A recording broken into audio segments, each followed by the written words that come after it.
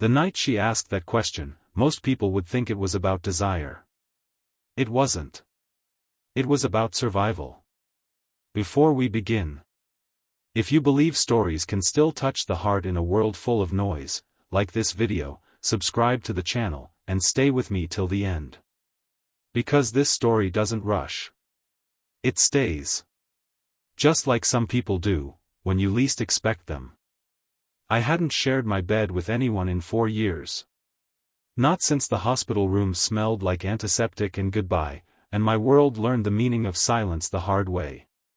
Being a single father doesn't announce itself with drama, it arrives quietly, with laundry piles, school lunches, and nights that stretch longer than they should. My name is Adam Hale. I'm 37. I fix things for a living, air conditioners, broken wiring, other people's comfort. At home, I raise my 6-year-old daughter, Mia, and pretend I don't notice how lonely the house sounds after she falls asleep. Then Clara walked into my life. She rented the spare room because she had nowhere else to go. That's what she said. Her voice didn't ask for pity, but her eyes did something else entirely. They told a story she wasn't ready to speak. She was 32. Quiet, observant. The kind of woman who listened more than she talked, but when she did speak, you felt it. I laid down rules the first night.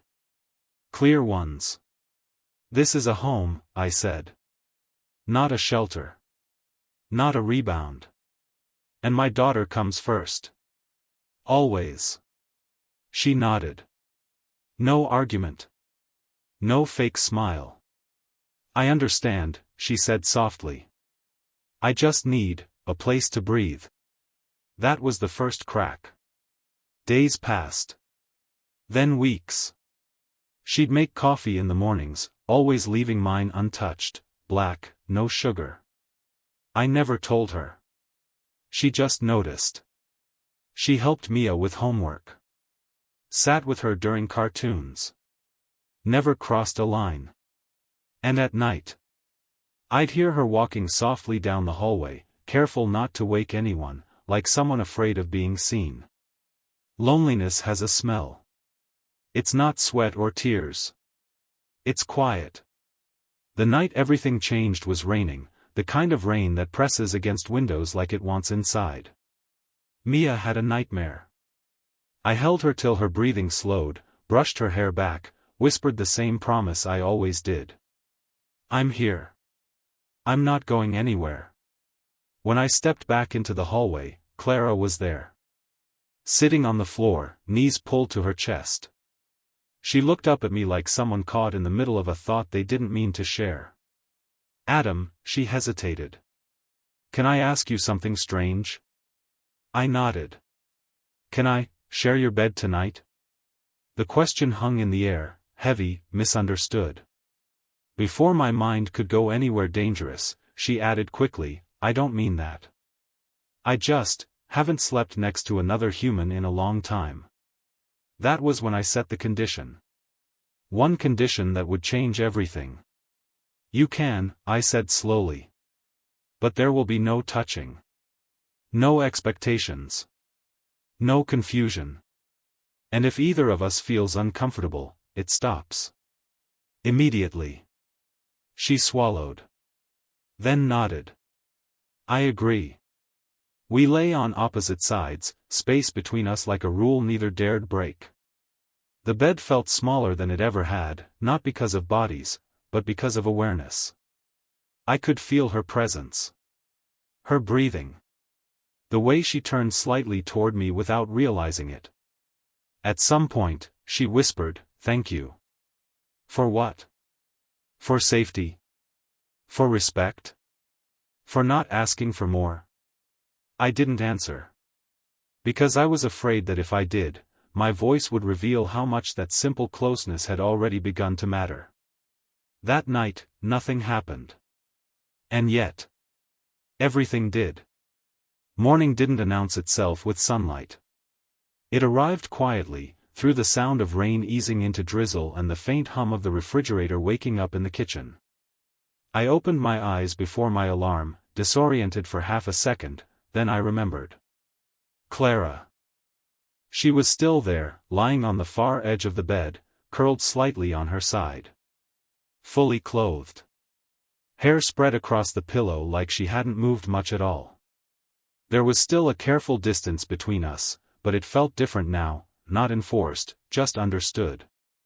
I watched her breathe for a moment longer than necessary. It struck me how intimate that alone was. Not touch. Not desire. Just being allowed to witness someone rest without armor. She stirred, eyes fluttering open, and froze the moment she realized where she was. Then she relaxed, a small exhale escaping her lips.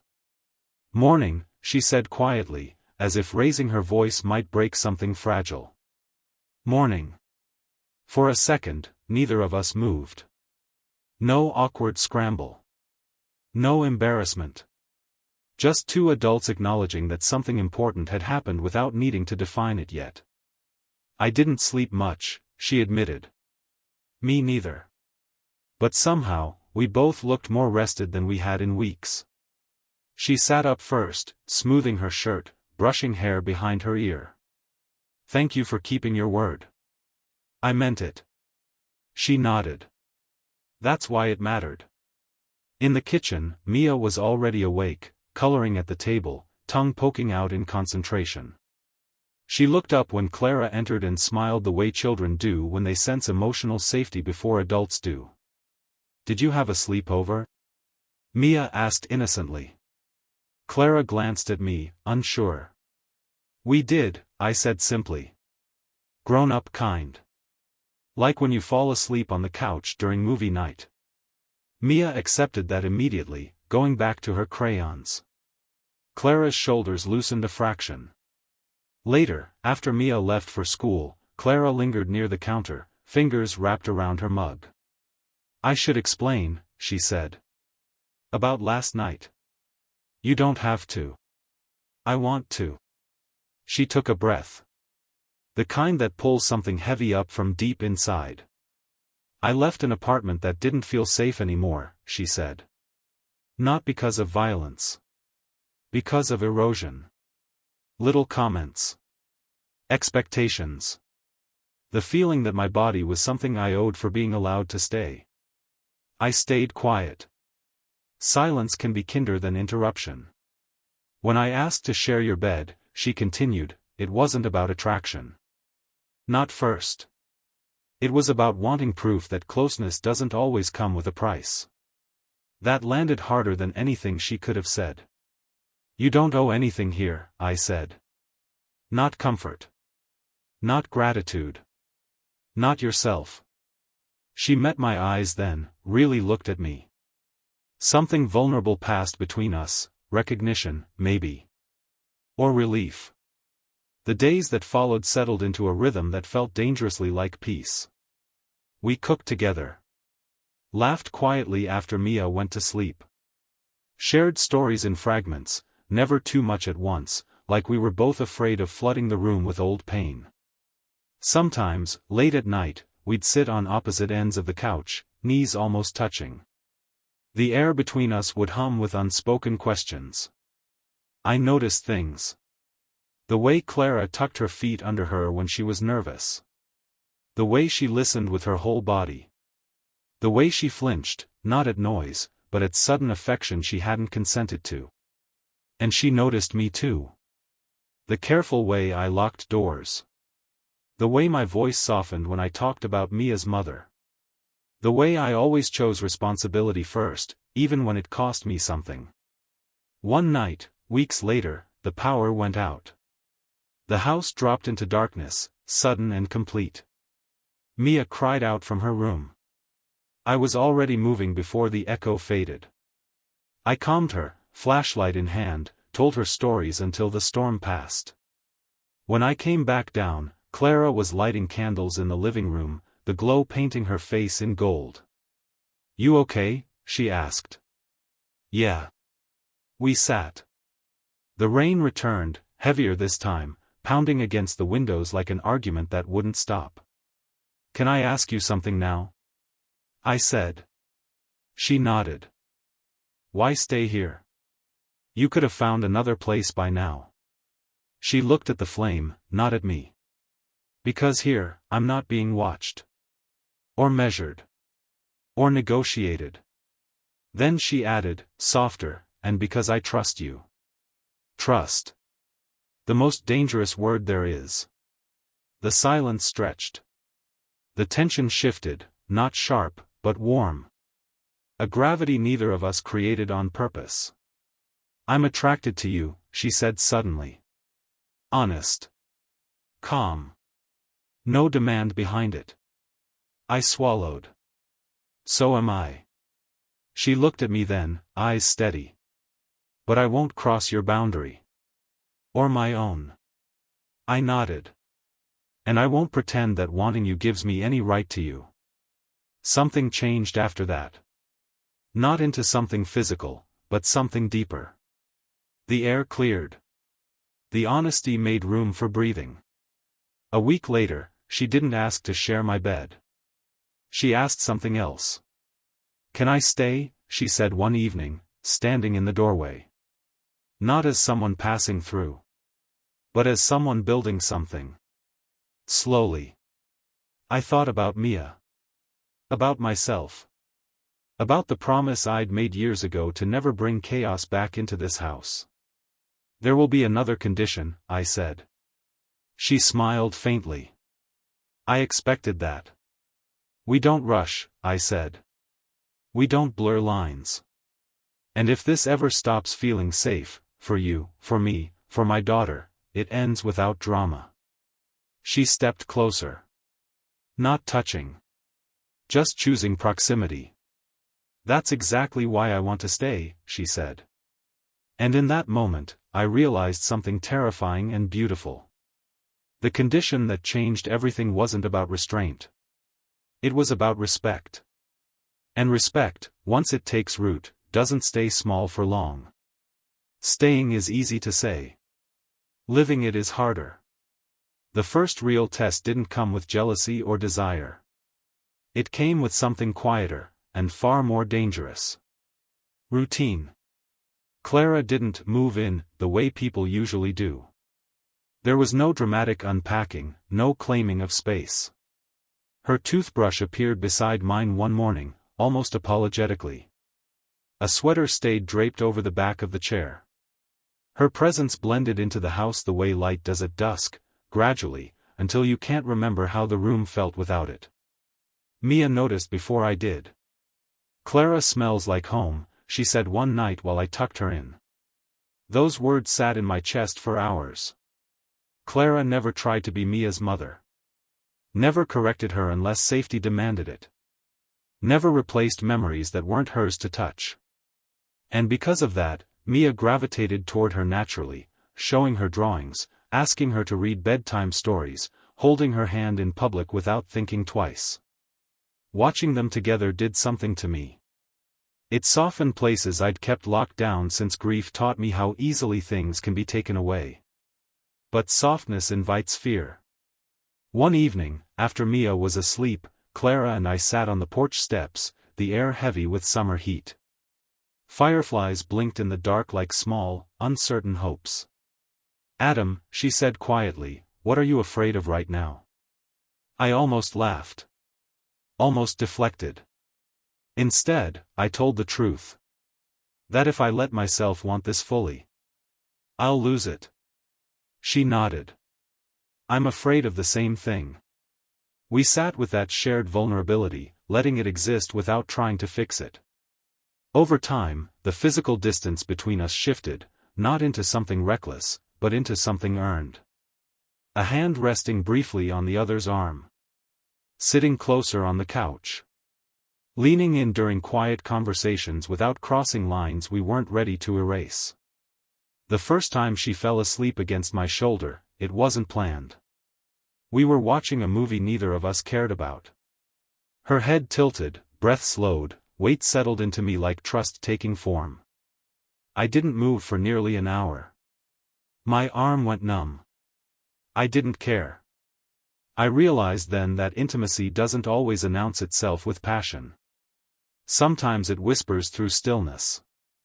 But life doesn't respect fragile bubbles. Her past caught up to her in the form of a phone call she didn't answer at first, and then couldn't stop answering after that. She grew quieter. Tense. Restless. One night, I found her sitting on the edge of the bed in the guest room, staring at the floor. "He wants to meet," she said without looking up. "Who?" "My ex." I didn't react outwardly. Inside, something tightened. "To apologize," she added quickly. "Or to rewrite history?" "I'm not sure." "What do you want?" I asked. She looked at me then, eyes full of conflict. "I want closure. But I'm afraid of what it might cost." I nodded slowly. "Then go. But not alone." She frowned. "You don't have to." "I know," I said. "But I want to." That was the moment I realized how far I'd already crossed my own line. Not inappropriately. But emotionally. I was invested. Deeply. The meeting didn't end in drama. It ended in clarity. She came home quieter than before, but lighter too. "I didn't go back," she said, voice steady. "I didn't even want to. I didn't ask why. I didn't need to." That night, she knocked on my door instead of asking from the hallway. "Can I come in?" she asked. "Yes." She sat on the bed beside me, close enough that our knees touched. She didn't pull away. "I'm not asking to share your bed tonight," she said. "I'm asking if you still want me here." I turned toward her fully. "I do," I said. "But the condition hasn't changed." She smiled softly. "I know. That's why this feels different." We lay down again, same rule, same space, but the air between us was charged now, not with tension, but with intention. At some point, her hand shifted. Accidentally. Maybe not. It brushed mine. She froze. I didn't pull away. Instead, I asked, "Are you okay?" She nodded. "Are you?" "Yes." So I let my fingers curl just slightly, enough to acknowledge her presence without claiming it. She exhaled. Relaxed. That was all. No escalation. No regret. Just two people choosing restraint not because they had to, but because they respected what they were building. The condition was still there. But it was no longer a barrier. It was a foundation. And foundations, when they're strong, can carry more than anyone expects. Love doesn't announce itself all at once. It arrives in negotiations. In pauses. In moments where walking away would be easier than staying honest. The first crack in our quiet understanding came from the outside. It always does. Mia's school called on a Tuesday afternoon. Nothing dramatic, just a meeting request. Routine, they said. I knew better. Routine meetings don't tighten your chest like that. Clara offered to come with me without hesitation. "You don't have to," I said. "I want to," she replied. "If that's okay." It was more than okay. It was terrifying. The teacher was kind but careful. Mia had written an essay about my family. She'd drawn a picture, me, herself, and Clara. All holding hands. "We just wanted to check in," the teacher said gently. Children process change in interesting ways. I felt heat rise behind my eyes, not anger. Fear. On the drive home, Clara was silent. "I didn't mean to confuse her," she finally said. "I never wanted." "You didn't," I interrupted. "She chose." "But what if she gets attached and I don't stay?" That was the question neither of us had dared to ask out loud until now. That night, after Mia was asleep, we sat at the kitchen table with the lights low. No TV. No distractions. "If this is going to continue," I said slowly, we need to talk about permanence. Or at least, intention. Clara folded her hands together. I can't promise forever, she said honestly. But I can promise not to disappear. That was more than anyone had promised me in years. And I need to know, she added, voice steady but soft, that I'm not just borrowing space in your life. That you see me as someone who matters. I reached across the table, not to grab, not to pull, but to offer my hand. I do, I said. I just move carefully. Because when I fall, I don't bounce. She took my hand. This time, fully. Something shifted then. Not into something physical, but into something decided. From that night on, we stopped pretending we were just coexisting. We started choosing. The boundaries didn't disappear, but they evolved. A kiss on the cheek before bed. Sitting closer. Falling asleep holding hands. Desire was there, undeniable, but it waited its turn. One evening, months later, after Mia had gone to stay with her grandparents, the house felt different.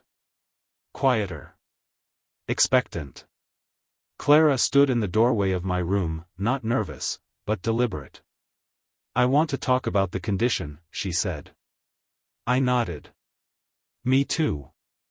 I don't want to break it, she said. I want to replace it. With something mutual.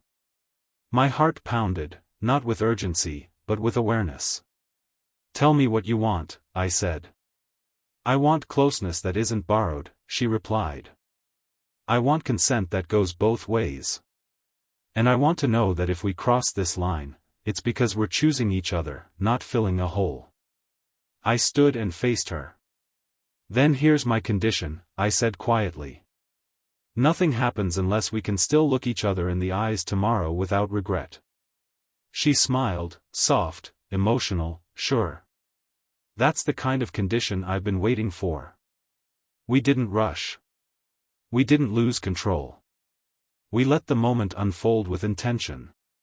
What happened between us that night belonged to us, not in details, but in meaning. It wasn't about bodies. It was about trust finally being met with trust. Afterward, she rested her head on my chest, listening to my heartbeat slow. This feels safe, she whispered. It is, I said. And for the first time, I knew it was true. But safety doesn't mean certainty. Life had one more test waiting. And it would ask us both the same question. Are you willing to risk stability, for something real? The question didn't come as a crisis. It came as an opportunity. Clara received an offer on a Thursday afternoon, the kind of email that changes the temperature of a room without making a sound. A position in another city. Better pay. Stability. A chance to rebuild her career without looking over her shoulder. She didn't tell me right away. I noticed it in the way she moved that evening, present, but distant. Smiling, but measuring time instead of enjoying it. After Mia went to bed, Clara sat beside me on the couch and finally said it. I might have to leave. There it was. The thing I'd been bracing for without admitting it. When? I asked. 2 months. If I accept. If. She nodded. I haven't answered yet. I leaned back, staring at the ceiling. Every instinct in me wanted to pull her closer and say don't go. But love doesn't get to be selfish when children are involved. Or when two broken people are trying to heal without breaking each other. What do you want? I asked. She looked at me, eyes glossy but steady. I want to build something that lasts. But I don't want to shrink my life again to do it. That honesty hurt, and healed, at the same time. The next weeks were heavy with conversations. Not arguments. Decisions. The kind that require listening more than speaking. Mia sensed the shift. One night, as I tucked her in, she asked, "Is Clara leaving?" I didn't lie. She might. Mia thought about that for a long moment, then said, if she's happy, it's okay. But I'll miss her. Children understand love better than adults sometimes. They don't confuse it with possession. Clara and I talked long into the nights. About logistics. About fear. About whether love should ask someone to stay, or be strong enough to let them go. The night before her deadline, she stood in the kitchen holding her phone, email open, finger hovering. I'm scared, she admitted. No matter what I choose. I stepped closer. Took her hands. So am I said. But I know one thing. What? I don't want to be the reason you don't grow. And I don't want to be the man who lets fear decide for him. She searched my face, then smiled through tears. You're not asking me to choose. No, I said. I'm asking you to be honest. She exhaled slowly, then did something unexpected. She closed the email. I choose us, she said. But not at the cost of myself. The solution wasn't dramatic. It was practical. A long-distance trial. Visits. Boundaries. A plan instead of a promise. Love with structure. Commitment without captivity. The morning she left for the first time, the house felt too quiet again, but different now. Not empty. Expectant. At the door, she kissed me, slow, deliberate, certain. This isn't goodbye, she said. I know, I replied. And for once, I believed it. Months passed. We learned how to miss each other without falling apart. How to stay connected without clinging. How to trust space instead of fearing it. And 1 year later, she came back, not as someone needing shelter, not as someone asking for permission. But as someone choosing home. She asked me something that night. Not about sharing a bed. She asked, are you still willing to build this, with me? I didn't hesitate. Yes, I said. As long as we keep choosing each other the way we always have. With respect. With honesty. With one condition. That love is never owed. Only offered. And that condition changed everything. If this story made you feel something, hope, warmth, understanding, like the video, subscribe to the channel, and stay with us. Because the best stories aren't about perfect love. They're about careful love. And careful love lasts. Blue Heart.